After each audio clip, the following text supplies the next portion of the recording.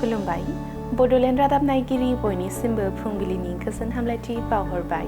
दिनै 16 जुलाइ 2025 इं मायथाइनि सानसेनि फानजामुथियाव थानाय राशिफोरखौ फरायथिनो लाबाय। मेष राशि गेदेर सहराव थांनो गोनां जागोन, गोबां रां बाहायनांगोन, हास्थायनायफोरखौ हमथानानै सोलिनांगोन। वृष राशि सानसेमानि गोब्राब हाबायाव नांथाबना थानांगोन, देहानि जेंनाबो नुजाथिनो हागौ, जानाय लोंनायाव सांग्रां जानांगोन। मिथुन राशि साना साननायनि बेरेखा खारगोन, गोसोखौ हमथानानै थानांगोन, इसोरनि सायाव फोथायनाय लाखिनांगोन।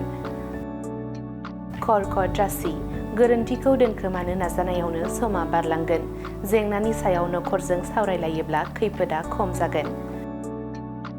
सिंह राशि गोब्राब नाजानायनि फिथाइखौ मोनगोन, फंबाय बिनानावनि गोनांथिफोरखौ सुफुंनानै होनो हागोन, नखराव जौगानाय फैगोन।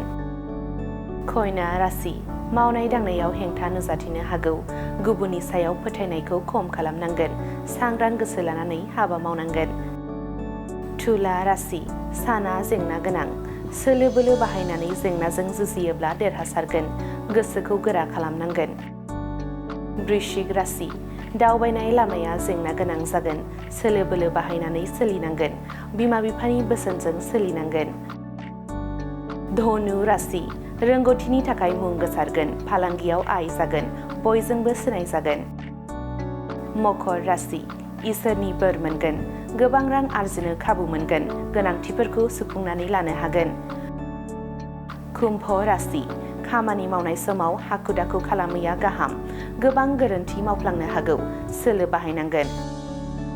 मीन राशि हान्थिनाय लामायाव हेंथा मोनगोन, गावनि मुवा बेसादफोरनि मोजां जोथोन लानांगोन, माबा मोनसे हाबा मावनायनि सिगां बिमा बिफानि बोसोन लानांगोन। दिनैनि राशि फरायथिनाया एसेनोसै।